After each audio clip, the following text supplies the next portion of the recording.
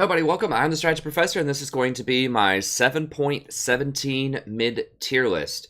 So we're going to start off talking about itemization in the mid lane, and then we're going to go down, and we're going to get into the tier list itself. We're going to talk about what makes a good champion in the current meta, and then I'm going to rank the champions tier 1 through tier 5. This is the first tier list for mid that I've done. If this is your first time watching something, I'm a support specialist on the channel. I have picked up mid lately. I did quite a lot of research for this video, so I'm not a mid expert per se, but I think I have a lot of research, and I think I have some pretty good analytical reasoning behind my choices. So hopefully you'll find some of it useful out there. I also have a link to my overall 7.17 patch note analysis if you want to watch that. The support tier list is also on that, and I have an ADC tier list for 7.16, which really didn't change that much on this patch. That I'll also link in the description. So as always with my videos, it's probably going to be a little bit on the long side, but you can find in the description timestamps. You can jump around to your favorite portions. Then you can access this Google Doc as well if you want to just click on the link in the description and just kind of read the overview and jump in and watch the parts that you want to watch. I'd rather overkill it on the analysis than leave you with some questions. Sadie, get out of there. That's my cat, Sadie. You've never seen her before. She likes scavenging. Right, Sadie? If I leave a plate anywhere, she's got to go lick it clean. Okay, let's go ahead and start off with the itemization. It's very important that you understand itemization in a meta so that you can understand why certain champions are strong. Oftentimes, itemization defines a meta more than champions itself. Champions themselves. People pick champions because they work well with the best items. That's almost always how it works in a given meta. So right now, for example, with supports, Ardent Censer is defining the support meta. So Janna, Lulu, Sona, Soraka, Nami, all of these champions are really strong right now because of Ardent Censer. Last season, if you think of Locket of the Iron Solari, that was a defining item for supports as well. So if you think about champions that were strong like Alistar, Tom Kench early on, and just a variety of other takes throughout much of that, it was due to Locket of the Iron Solari, and ZZ Rock Portal was also pretty good back then. There was not a plus healing, plus shielding stat, so tanks were some of the strongest champions throughout much of last year. And then if you think about when the AP supports were really strong, like Zyra, Karma, and such, a lot of that was because the Eye of the Watcher's item was the best gold item at the time. So itemization has a lot to do with why certain champions are strong. Now sometimes it's the champions themselves just having an overtuned kit, but a lot of times certain classes of champions are strong because of the items. So let's go ahead and look at it real quick. Okay, so how the itemization for mid works most of the time. And remember that mid is probably the most diverse role right now. So you can find, you know, a mid laner that can be viable, especially if you one-trick it, that can just have really wacky itemization and can make it work. But most of the top picks, both competitively and at most ELO brackets in the solo queue, are going to be based around Rod of the Ages or Morellonomicon. That's almost always going to be the first item. There are some tier users like Cassiopeia and Anivia, but by far and away, these are going to be the most powerful starting items, and then often that will be followed up with the Liandry's Void Staff. Those are the core items right now in the current meta, and I'll talk about why with the efficiency. Then you have your niche items, so your Banshee's Veil, your Zhonyas. These are really common, maybe second or third items. You know, people will probably get one of those before Void Staff. They might get it before Liandry's, depending on what's going on. But these are kind of niche items. You very rarely see these rushed, but they are pretty good in certain matchups. Lich, Bane, and Gunblade. Gunblade's particularly powerful on a couple of champions we'll talk about when we go into the tier list. And then Lich Bane is a nice second or third item for certain champions as well. And then Protobelt also gets used occasionally. Some of the biggest traps that people fall into, these items are very rarely effective. They're almost always better items. Occasionally you will see them on certain champions, but they're very limited in use, and they aren't always bought, even on champions that they're really good on. So Rabadon's Deathcap, Rylai's, Luden's, and the Hextech GLP 800. So let's go into why I categorize these items in certain ways. Okay, so first off, let's look at the big ticket here, Rod of the Ages. This is on a vast majority of top tier mid laners will get this item right now. So why is that? Well, it was, yeah, it was buffed in 6.12, and then a bunch of other items have been nerfed. So about halfway through last season, it was buffed substantially. I believe, well, maybe it was nerfed back then. Yeah, it looks like it was nerfed, but then they've just they've nerfed everything else so much that now it's come back into vogue. So one of the big things about this item is it's only 2,700 gold and it builds out of a catalyst.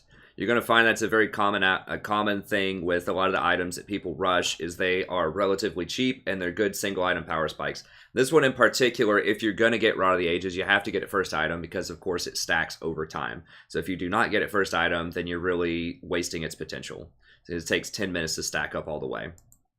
So it starts off at a respectable 93% gold efficiency and then eventually goes up to 150% gold efficiency. So that's really, really crazy gold efficiency when you compare that to other things we're going to be looking at right now. So you can buy it early. It's got respectable efficiency early on, and that doesn't include the Eternity passive, which helps you with your mana regeneration a ton. So you get 15% of damage taken turns into mana. So whenever they harass you in lane, or even if, yeah, it's just whenever they harass you in lane, then you gain that mana. And then spending mana restores your health. So it keeps you topped off in lane. It helps you trade really well. It helps sort of counteract harassment in lane. So it's very, very powerful. And it's got just a boatload of good stats on it. It makes you tanky. It gives you a lot of AP. It gives you good mana. And a lot of the top champions that we'll talk about a little bit later in the video are mana hogs. They like to have their mana and they like to spend a lot of mana. So this is a very mana intensive meta. And yes, a lot of times you will get blue buff, but there are some junglers that are pretty mana hungry right now too. That's beyond the scope of this video. But there are some junglers who will want to have that blue buff because it's very crucial to their clear and their kits. So you don't always get the blue, often you will, but especially in solo queue, you just may not get the blue from your jungler. So it's really nice to have the mana item for that reason, as well as just the champions overall being mana hogs that are near the top of the list. Okay, so it's an excellent bargain. It builds some catalyst, which is a really great early item for laning, and it's a great single item power spike. So it gives you that 150% efficiency off of one 2,700 gold item. Really, really fantastic bargain. Remember, that doesn't even include the passive that you get, the extra laning power that you get off a catalyst. Okay, so the other one is Morellonomicon.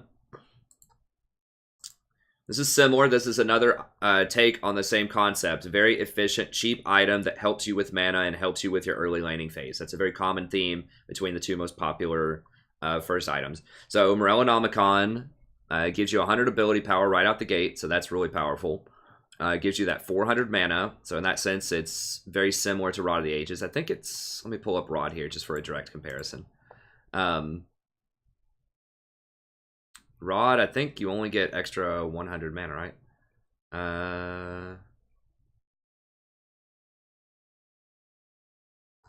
Okay, stacks up to 10 times. Yeah, so you get... So it's the same mana as a fully stacked Rod. It doesn't have the health on it. And it's the same ability power as a fully stacked Rod. So it's more powerful just right out the gates. In terms of just raw damage that you're going to be able to do and the raw mana that you have. And it gives 20% cooldown. Now, this is key because a lot of mid lane items don't have cooldown on it. So something that gives you 20% cooldown reduction is really powerful because obviously most mages in the middle are going to like cooldown reduction quite a lot. So this is really good, especially if you have a very important ultimate that you want to get up as much as you possibly can. So I'm thinking like Talia... Well, TF and Karthus don't get it, but it is really nice for the ultimates as well as just overall harassment. So you get 20% of your maximum mana every time you get a killer assist, which is awesome in lane or in team fights, and then you get to build that out of Lost Chapter, which is great in lane. So whenever you level up, you get 20% of your maximum mana. So that's really, really good to level because that keeps you topped off, means that you don't have to back nearly as often. So that's an excellent laning item there. And it also has the utility of applying grievous wounds for 35% Champions below 35% HP get Grievous Wounds, which reduces their healing by 40%. Okay, and that lasts for 8 seconds, which is quite a long time. So this is particularly important in this meta because there are lots of things that heal that are very problematic. So Soraka's #1 on the list. She's really popular right now with Ardent Sensor, Redemption, and just all of the plus healing and shielding items that are out there. So Grievous Wounds on Soraka is a must, and being able to apply that from the mid lane position is really good because this is a great item anyways. You don't have to go out of your way. Whereas AD carries can get Executioners, and they should against Soraka, but realistically in solo queue, a lot of them aren't going to get it, especially not until much later in the game. And so it's kind of on you, especially if you know there's a Soraka on your team, to get this. Mundo is also becoming much more popular right now. I'm not quite sure what that is. I know he gets extra magic resist, and people are just trying him out. But Mundo's a big threat. Malachi is a big threat. He gets lots of innate healing. So there are plenty of champions that have healing that are very problematic, and Morellonomicon just happens to apply Grievous Wounds. So that's excellent. And then in team fights, you get 20% every time you kill somebody. So that just helps you keep spamming once you get assists in team fights. So overall, you know, its base efficiency is 112%. But then if you think of, if you have a 1200 mana pool, which is like, I think around level 11, you know, a lot of champions. I forgot where I did this math exactly. It was like either level 9 or level 11 plus the 400 mana gives you about 1200. You take 20% of that in a team fight. That's about 336 gold worth of mana for each kill and assist that you get. And that's a really low number. A lot of champions will probably have even more than 1200 mana. So if they have more, it's even more valuable. And then Grievous Wounds is difficult to evaluate, but based on what you have to pay for it off of Executioners, it's 275 gold value. It's a little different because they have to be under 40% and it lasts 8 seconds versus Executioners always working but only lasting for 3 seconds. But that's just really the closest approximation I could get to. So the real value of this item is somewhere in the neighborhood of 134% once you complete it.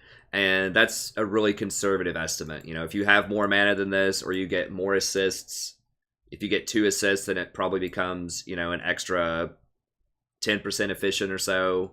Or if you have more mana, it'll be more efficient. So 134% is very conservative. So it's probably much closer to the 151% of Rod once you actually filter out and estimate the real value of these things. It's kind of hard to estimate Grievous and that mana passive. But I did the best that I could here. So it does build out of last chapter. It's great against enchanters and tanks because it shuts down a lot of their healing. And the CDR, as I said before, is rare, and it's a very hot commodity on mid laners. So very powerful. Some champions will build both of these, although that's rare. Cassiopeia gets both of them.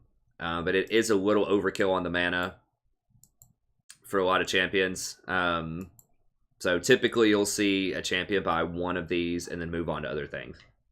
Okay, Liandry's Torment.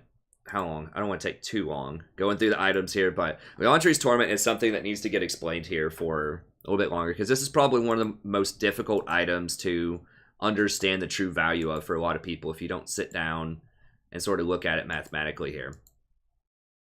So most of it's straightforward. It actually is just straight up 100% gold efficient without the unique passive. So the penetration's 560, the health is 800, then the ability power is 1740. So it is exactly 100% efficient. So now you have to decide, well, what is this? So dealing spell damage applies a damage over time effect that deals bonus magic damage equal to 2% of the target's current health per second for 3 seconds. This bonus damage is doubled to 4% against movement impaired targets, capped at 100 against minions and monsters. Well, that sounds very difficult to evaluate. But I did the best that I could. So let's look at a couple of scenarios here, math with this item. So let's say that the target that you're hitting has 1500 HP, 42 magic resist, and you're not going to get a bonus. So you're not applying any slowing or movement impairing effects to it. So this is a very conservative estimate of the valuation of this item, right? So if they have 1500 HP, it's based on their current health. So if you take them from 100 to 0, then the average HP that they're going to have over that time period is 750. So I just assume 750 as the average amount of health that they're going to have when that passive procs. Okay, because it's based on current health, which goes down as you deal damage. So the damage on Liandry's goes down as targets get lower in health. So it's like the opposite of an execute, which is a really weird mechanic. But That's how it works. So 750 on average, you get 0.02, and then times 3 seconds gives you a total of 45 damage. And then you multiply that by 787. So you take the 42 magic resist, you take off 15 for the penetration on the item. And that's going to bring you down to 27. And then that means that you're only going to deal 78.7% of your damage to the target. And so you're really dealing about 36 damage off of that passive. Good kitty. Yeah. You're really dealing about 36 damage off of that passive. So now think about, well, what does that actually mean? How does that compare to AP? Because that's what we're going to need to look at to think about how we should quantify this in terms of gold value and how that translates into overall efficiency for the item. So if we look at, let's just assume just a really generic, the champion that you're evaluating has a 0.7 AP ratio on the ability that you use to hit them to proc this, right? So 0.7 AP ratio. So, you know, we're going to need to find a number where we do the magic resist, right? So we take 0.787, and then we multiply that by the 0.7, and then that's going to give us our remainder of 36. So it turns out that number is 65. There may have been a more sophisticated way. I actually did a little guess and check here because I couldn't think of the exact algorithm that I should do to derive that. But it's been a long time since I've done a ton of algebra, so it's 65. So that is basically equivalent to 65 AP, because if you have 65 AP, show it to you here. You have 65 AP, you're going to get, it shouldn't matter the order that I do these in, I don't think. 65 AP, you're getting a 0.7 ratio, and then you multiply that, so that's how much damage you would be hitting them with, and it gets multiplied by the resistances, so times 0.787 equals 35.8, which is about 36, which is how much damage this does after modifications, as we just saw there. So that means that if you had an ability that had a 0.7 ratio on it, which is a pretty standard ratio on a lot of mid laners, then this passive here on Liandry's would be worth roughly 65 AP. And AP is worth 21.75 gold each, as I've talked about it in several videos in the past. Times 65. That gets us to... What did I do that math wrong? 65... 1413 or 1414 gold value. I don't know how I messed it up. Okay. 1414 gold value, which means that here, if you cut that in half, that would be 707 gold value off of 1 tick. And it's close enough. It's close enough. I guess I'll fix it just for posterity here.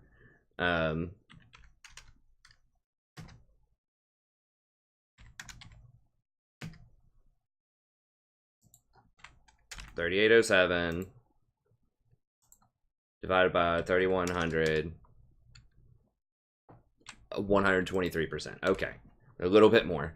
Okay, so what that means is that if you get a full tick of this passive, so it ticks all 3 ticks, then it's a 1414 gold value, which is way higher than this. I'm just saying you get 1 tick off of it. Okay, so you hit them with 1 spell, you get 1 tick, and that's 707 gold value.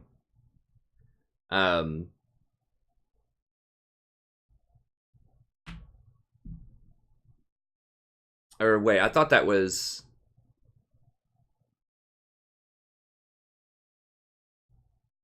Yeah, 65. Okay, that's assuming 3 ticks. It should actually be... Because that was assuming like 1.5 ticks. Whatever, we'll assume 1.5 ticks. So you're getting half of it off before you hit them with another spell, just to keep the math the same. The main thing that I want to express here is it's very, very gold efficient. That's what you need to think of here. So this, if you get the full value off on it, So let's say you just hit them with one spell and walk away. Then you're going to get 3,100 plus 1,414 equals 4,500 divided by 3,100. 147% efficient.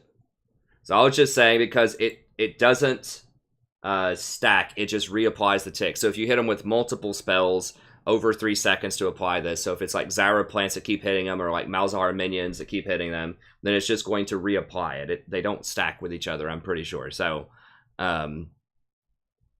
you know, if you get half duration on it, then it's still 123. If you get the whole duration on it, then it's whatever that number was I just came up with, 146. So that's super, super efficient. So if we go and look at this, then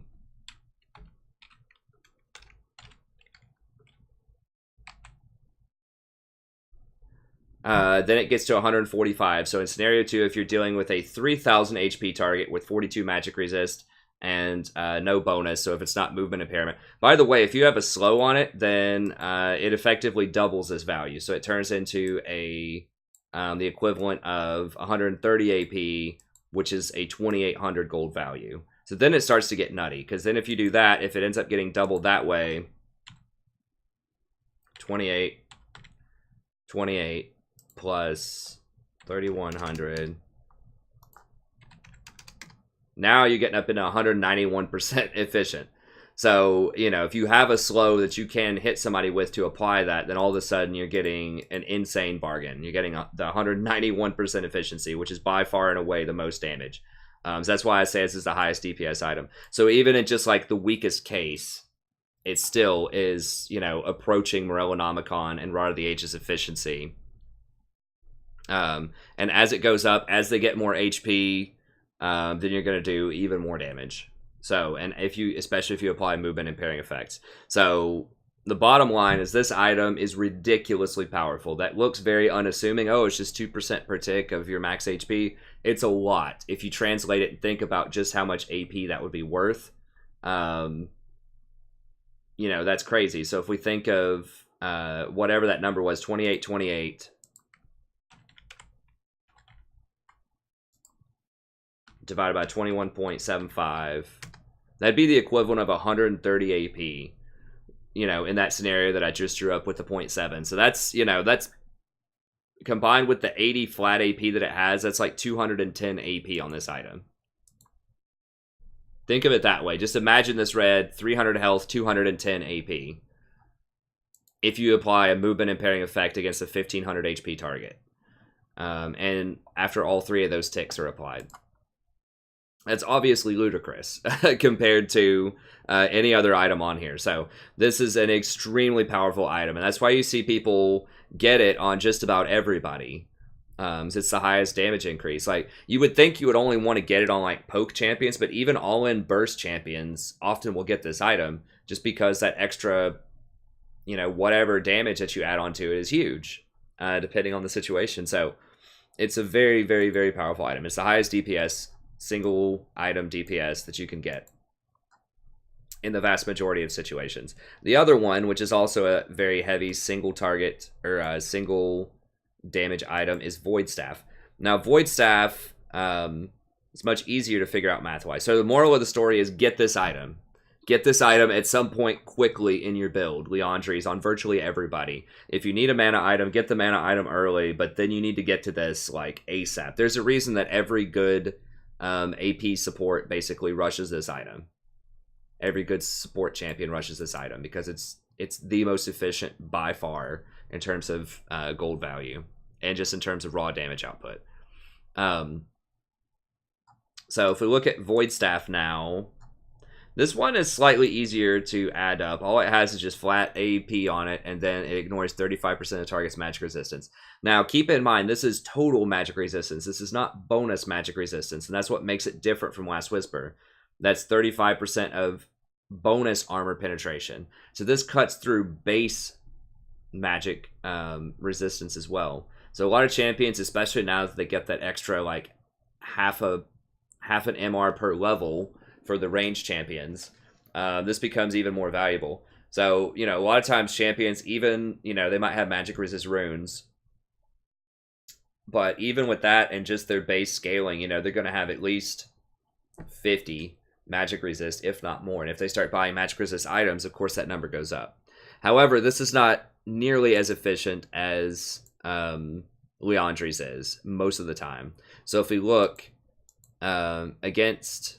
So it reaches 100% efficiency if your target has 70 magic resist. If your target has 100 magic resist, it's 115% efficient.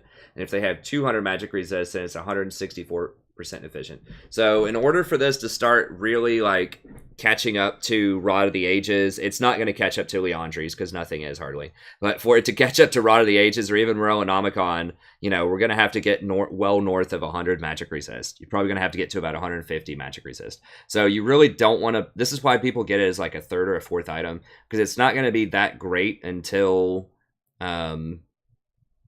people get some kind of magic resist, right? They get a Banshee's Veil, they get a an Adaptive Helm, or they get Gargoyle Stone Plate or something like that. That's when this item's going to get more efficient. But it's pretty bad early on. So you want to save that until your second or third item. So typically, you'll want to build on a lot of these champions that we're going to talk about. You'll want to build Rod of the Ages, Morellonomicon, and then oftentimes you'll want to go either Liandry's or a utility item. And then as a third item, you either go Liandry's or Void Staff, depending on how much magic resist they have. And then as your fourth total item, then you'd probably want to go for Void Staff. So no later than fourth item for Void Staff most of the time, but you can put it off for a little bit if you need some of these other things.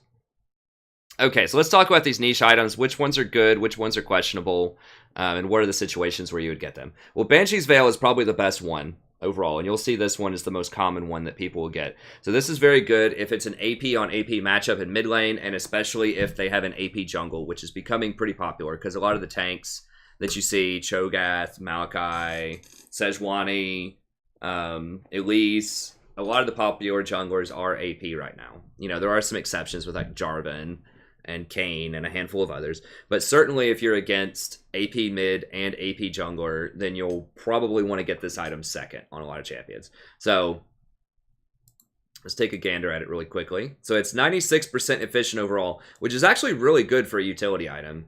You'll see some of the other ones will be a lot lower than this.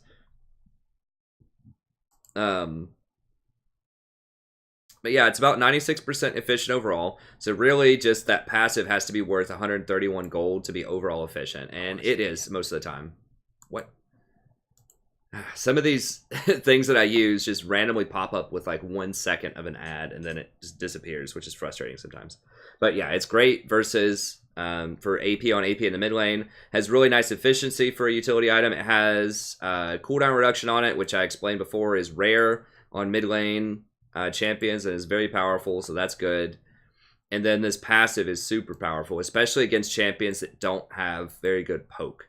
So this thing hoses things like Annie really hard, hoses Ashe really hard. It's pretty good against things like Elise, pretty good against Blitzcrank. So they did nerf this fairly recently. It used to be like one of the best items, hands down.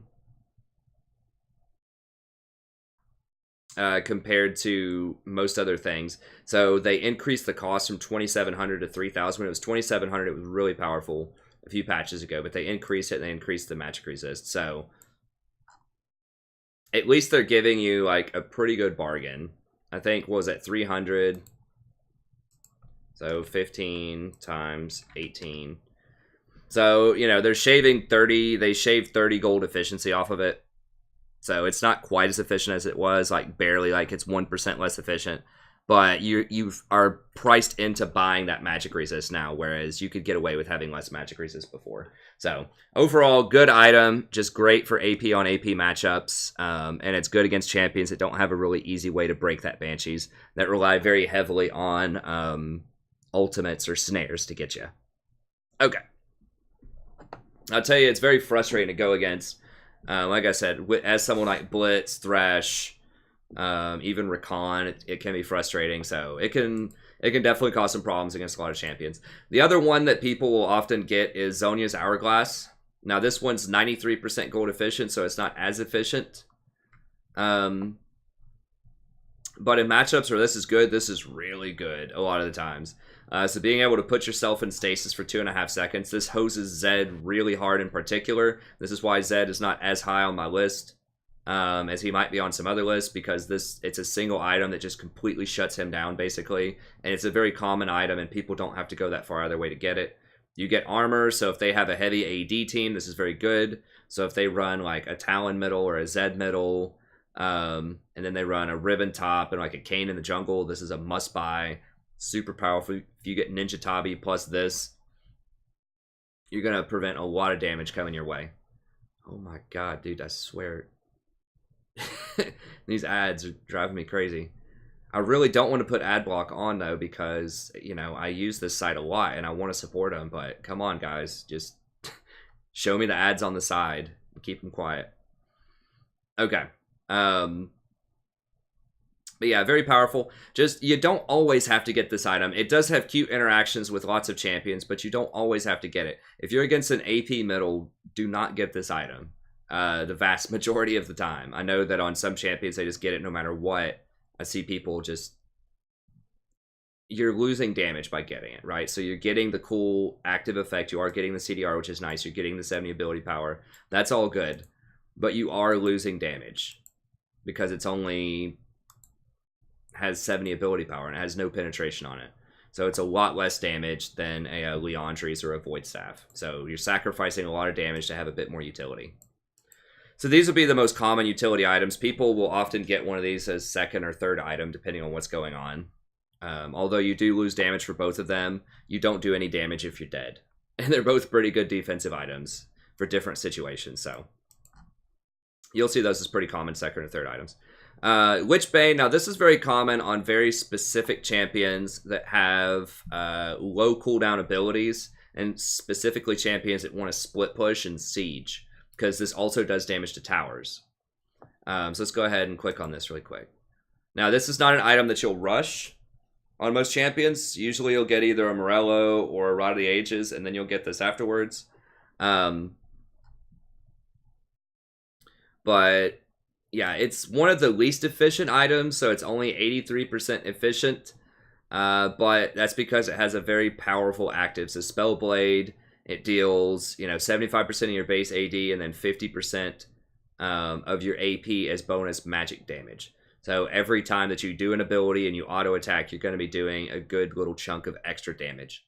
So this is obviously much better after you get more AP. That's why typically you'll get a Morello or the Rod first, because then that's going to make this do more damage. But it is really nice to have in your repertoire. So champions this would be really good on would be something like an Echo, a Fizz, Twisted Fate, and a handful of other champions. So it's not a must-buy on everything, but it's pretty decent. And it's especially a good item on champions that don't really need mana that much. I mean, I know I just said on like Twisted Fate, typically you'll get Rod of the Ages plus this. But it does give you the mana here. So you could, in theory, get this. I guess you could rush, like, Protobelt and then this on someone like Echo or Fizz, because they don't need the mana that much because they don't spam abilities. This will give you that little bit of extra mana and the movement speed to help you get to where you need to be, help you roam around, and make some plays. And it has the CDR on it, which, once again, is pretty nice. 80 ability power is respectable. So it's pretty good. It's a pretty good... item for champions that can spam abilities, especially all-in champions that want to burst people, especially when combined with the Hex Tech, which we'll talk about here in a second. Okay, so it's been nerfed over the years. It's good, but it's not a must-buy on everybody. I'll just go ahead and we'll pull up Protobelt since I already talked about it. So Protobelt is another niche kind of item. You're not going to be getting this on everybody. There was a moment near the end of the season where this thing was overpowered. Like, big time overpowered near the end of Season 6. And as you can see, they nerfed it a couple of times.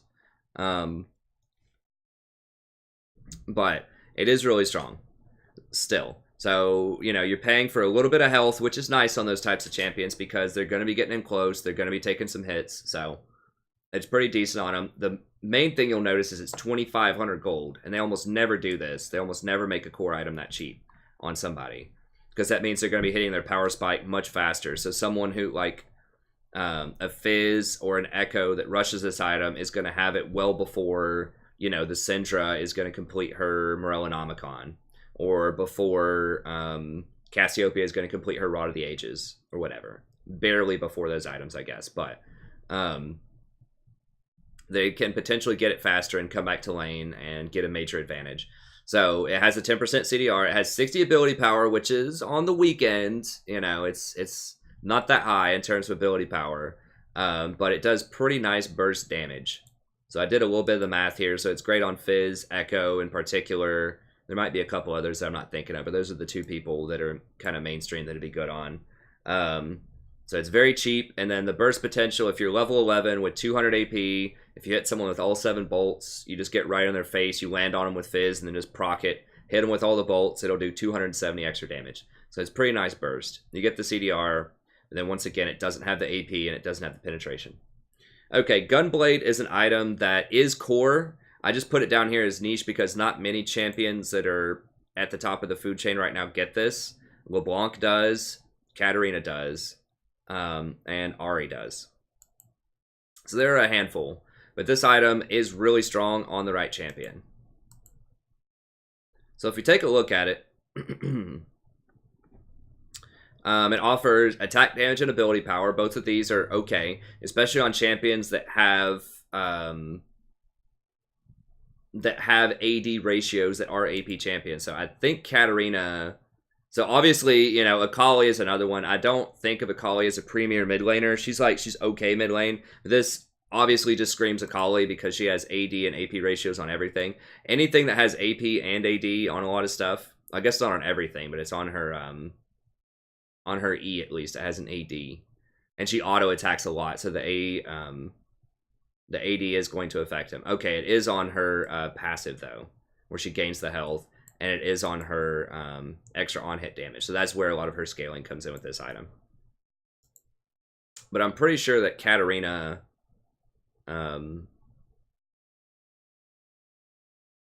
Katarina has these kind of ratios as well on her abilities.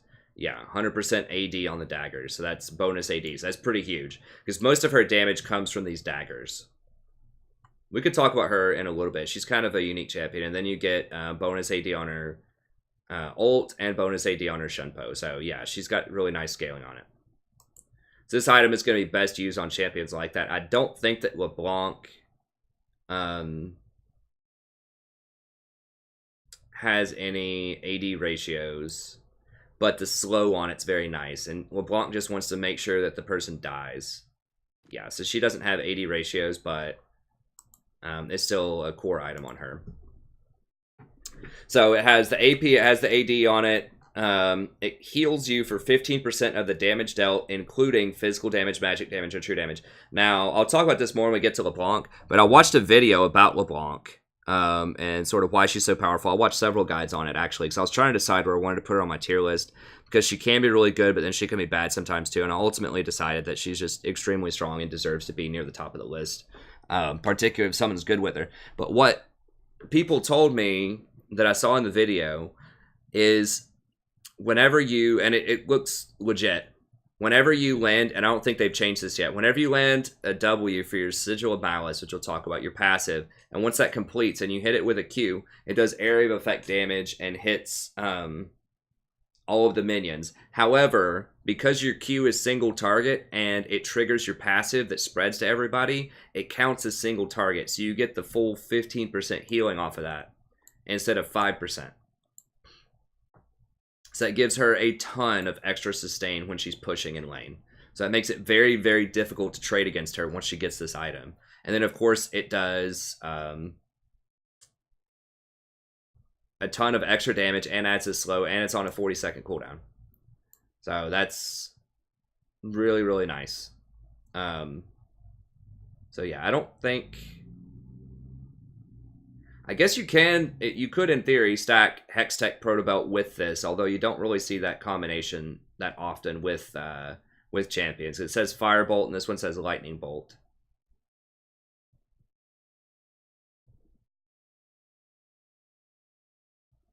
Oh no, this counts as Hex Tech. Okay, yeah, yeah. So this counts as Hex Tech, this is Hex Tech, and this is Hex Tech. Okay, yeah, so you cannot stack these together. Okay, that makes sense. Because I was like, why would people not get them together? Because I know these were released at the same time. This has been around forever, since like Season 1. But they counted this also as a Hex Tech item. Okay, so you have to choose which one you want. Okay. Good, and this one provides the slow, which is the good utility for a lot of the other champions. Okay, gotcha. All right, so we'll talk about this as we get down into the tier list a little bit more in terms of itemization, but it's excellent for all-in rotations, it's active scales with AP, and it adds a slow, which helps you with skill shots. Okay, so those are kind of the niche items. Now I just want to talk really briefly, and then we'll move on to the tier list itself. I want to talk about what I would consider to be rookie trap items. And then explain to you a little bit why, because I see people get these items sometimes at the wrong time or the wrong place. There are times and places for these items, and I have people like ask me, hey, why don't you build this? Particularly when it comes to Rylai's, almost every time I play almost anything AP, people want me to build Rylai's, and I'm just like, it's very, very bad most of the time. But you know, so I just want to articulate sort of what's up with these items and why they're kind of on the you rarely see them by a lot of strong players because there are better options out there. Okay, so Rabadon's Deathcap is one, which historically has been a really powerful item, but they've nerfed it so much over the ages that it's just not great. 3,800 gold is an absolute, like, just boatload of gold these days. Most top-end items, like, at the very top end, you're talking, like, you know, Hextech Gunblade territory, it's going to be like 3,400, and that's really expensive. You know, the best items, the Morellonomicon is 2,900. Rod of the Ages is 2,700. So, yeah, this is way, way more expensive. And you don't really get that much payoff. It has no utility to it whatsoever. No CDR, no active, no passive, no mana, nothing. No penetration. It's just straight up flat AP. And what you have to remember too in terms of context is they have nerfed over time most of the AP on most items. They have lowered the AP on virtually every item over time. Zhonya's used to be 100 AP. Rylai's used to be 100 AP. I think that Rod of the Ages used to be like 120.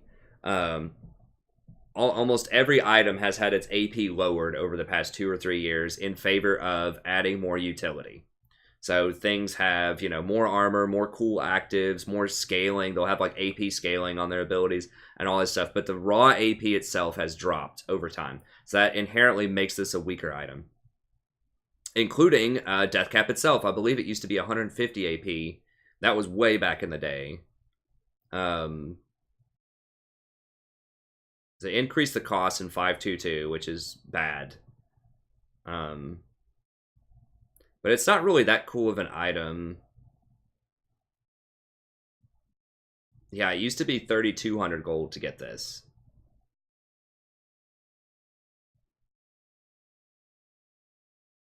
Yeah, it used to be 140. That was back in Season 1, though. So, anyways, it's been nerfed over time. It's just a shadow of its former self. So basically what it comes down to is it's only 92% gold efficient by itself, including its own bonus ability power that it gets off of itself.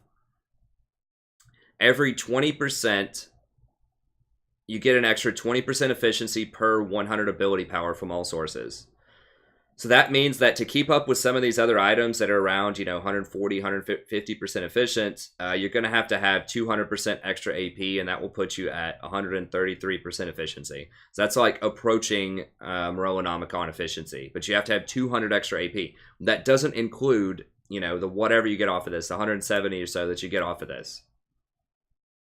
Right, you get an extra 30, that's like 160. That doesn't include the 160 that you get off of this. You have to have 200 additional. So you have to be looking at 360, 400 AP, that type of range, to make this item worthwhile. And so that's why usually if people get it, it's only as a 5th or a 6th item when you already have a ton of AP. And when you just have wheelbarrows of gold at the end of the game. If you're really far ahead. Okay.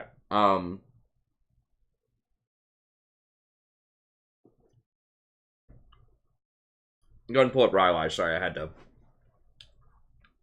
finish that last bite real quick.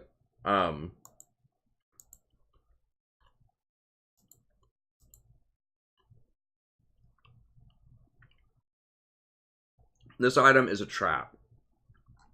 Okay, that's what people need to understand about this item.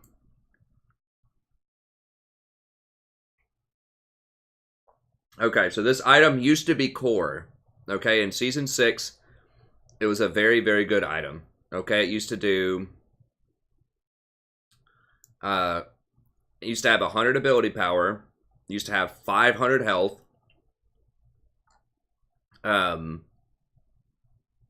And it used to slow for up to 40% for a single target spell. 40%. That was a massive, massive slow.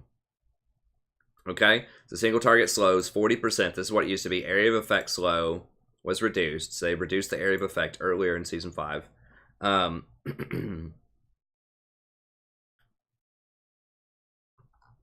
Okay, so anyways, that's kind of the modern history of this item. So it was super powerful in Season 5.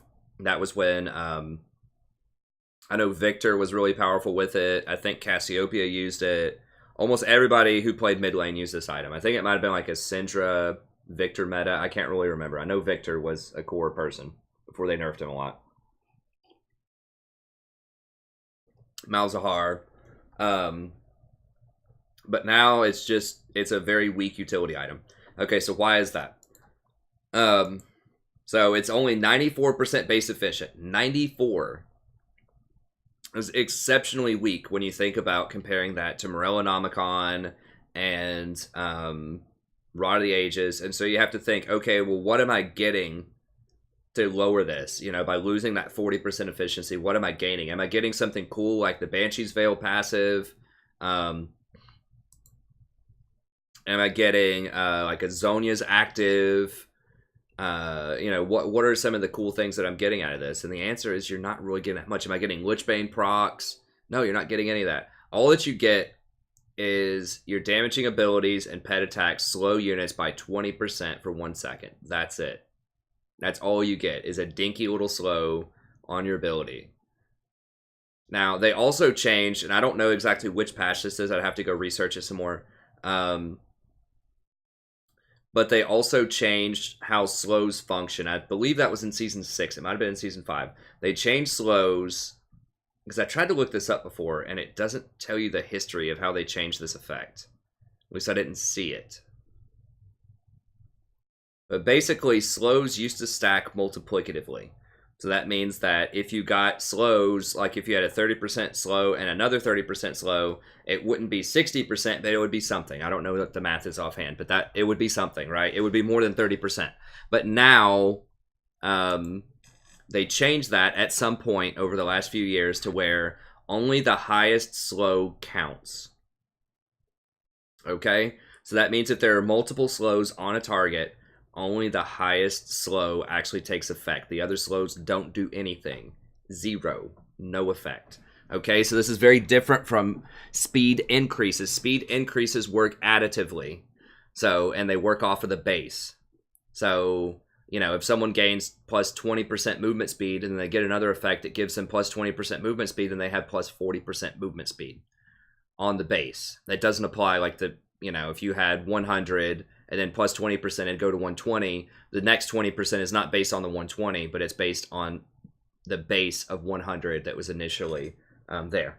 But those stack additively. So speed ups, you can keep stacking those and run really fast. There is a speed cap at some point. I'm not sure what it is, like 700 or something. But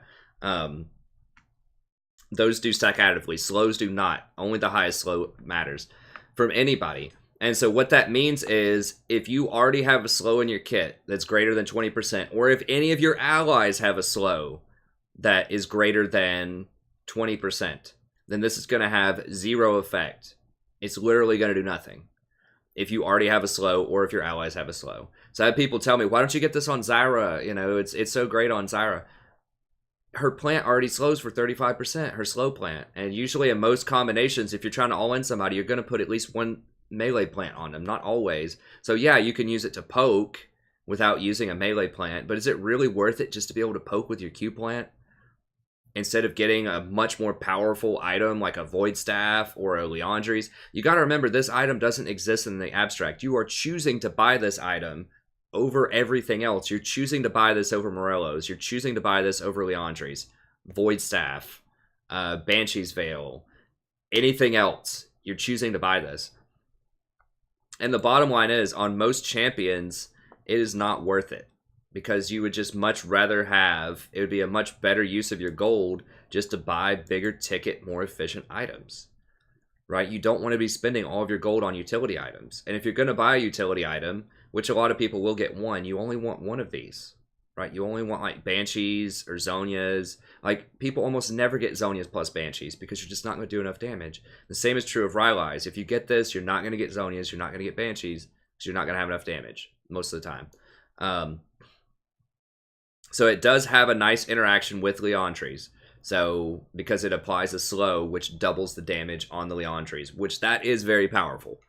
But that's only powerful in the context that you don't have any slows and no one else has slows. Because remember, Liandry's, if anybody has crowd controlled that person, then they get the buff. It doesn't have to be you. It can be anybody. And in this meta, there's so many champions that apply slows and stuns and everything else, movement and pairing effects to people, that in a team fight, you're going to be proccing the bonus damage all the time. Applies a damage over time effect that deals doubled against movement impaired targets. You don't have to be the one to do it. It's anyone that does it. So if you have a Maokai on your team, a Sejuani, a Thresh, a Blitzcrank, an 80 carry with red buff on, a Gnar with Frozen Mallet. I mean, the list goes on and on and on. Almost everybody's going to be movement impaired in fights, right? So you don't have to get Rylai's most of the time to get that effect in a team fight. It would strictly be if you're trying to poke people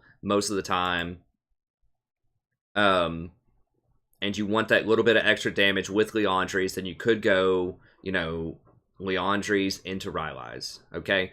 So there are some specific cases that are a little different, okay? So there are some champions, a very few, that might consider getting this item. They don't have to get it, but they could consider getting it. So Malzahar's one of them, because his minions, you know, obviously the slower somebody is, the more difficult it's going to make them to get away from his minions. Now, the minions aren't a huge part of his kit anymore. They nerfed the damage on those a lot. So it's not as necessary to get Rylai's on him as it used to be.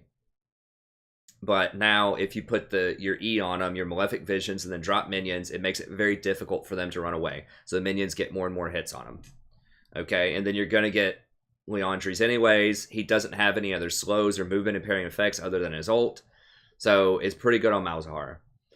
Talia's another one where it's pretty good. She doesn't have reliable slows. Now, if she hits her knock-up with her boulder, or she drops the little boulders on people, the big boulder hits that knock-up, or she drops the little boulders and they walk over it, then it's good.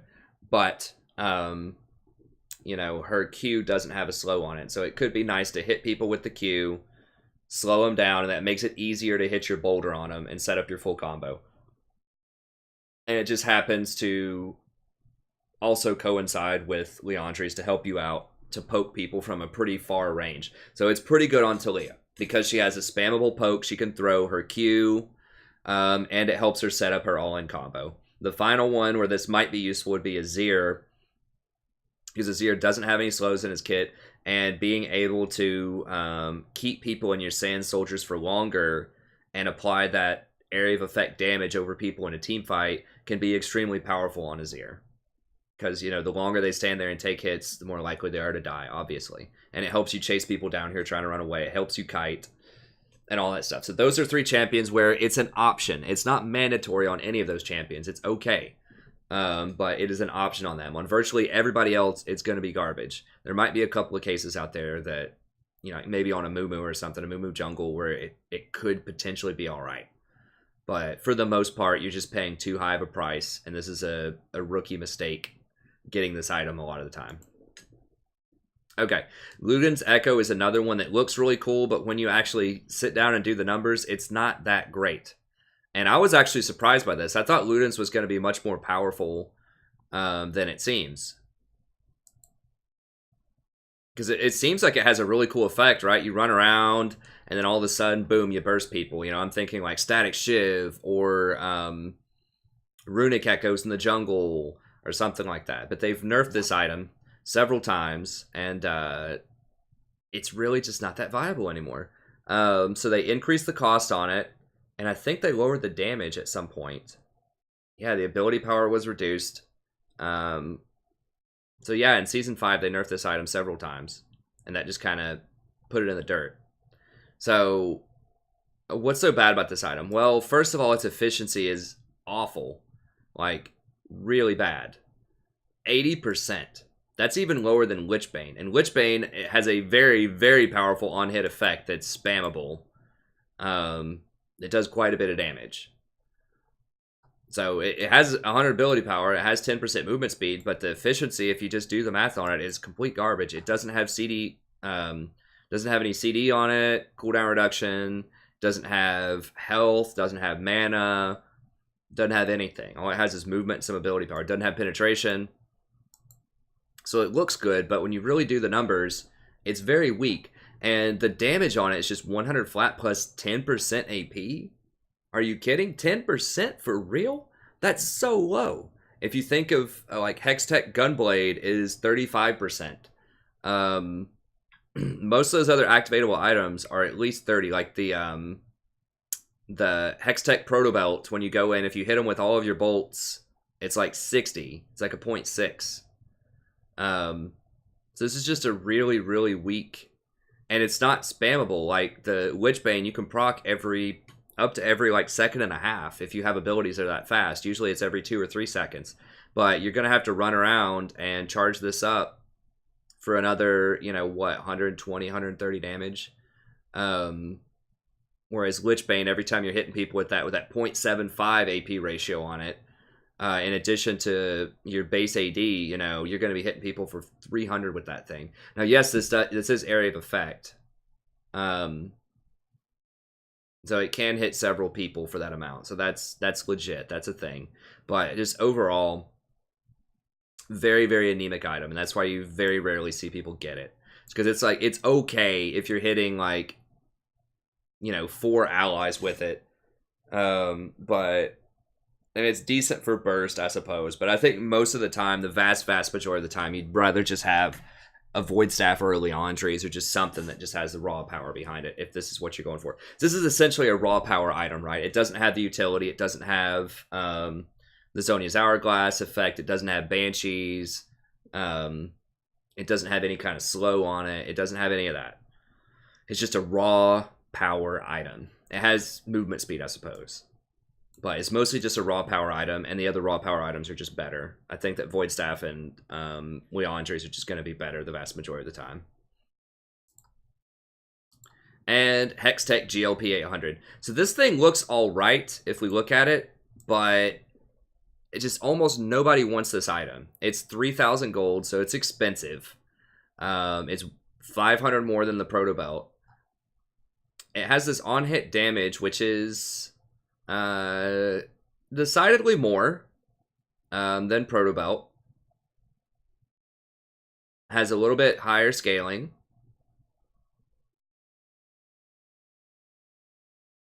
It does not have multi-hits though. That's a key difference here. And this is why a lot of assassins would not want this, because the Protobelt, you can hit with multiple bolts. So if you land on somebody with Fizz or get right in their face with Echo and then proc it, you're going to hit them with all of those bolts, or at least a large portion of those bolts. And there are 7 bolts. So that means you can do up to 60% additional damage if you hit them with 6 extra bolts to what this says. So if you do the full damage rotation to them, it's probably going to be even more than the Frostbolt active there. So that's the thing. If this could hit multiple people, you might see more people getting this GLP, but it cannot. It can only hit... only the first bolt will do damage. Okay? It does have more ability power on it. It has the same health as the Protobelt, and it has 8 mana. But it's not worth the 500 extra gold, because you can't hit multiple bolts. It has Eternity, which is good in the laning phase. But the champions who would want something like this for all-in, they're probably going to get the Hextech Gunblade in the case of like Katarina, Ahri, LeBlanc. just because that's going to have more raw damage on it. It's going to have the 80 ability power plus the 40 attack damage plus the healing. And that lightning bolt's going to do a bit more damage and has a higher... I guess it has about the same ability power ratio on it.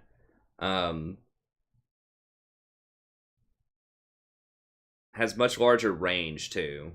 That has 700 range on the gunblade. I'm not sure what the bolt range is on the GLP. But anyways, it's just weird. Like, assassins don't want it because they don't necessarily want the mana. They'd rather just have more damage.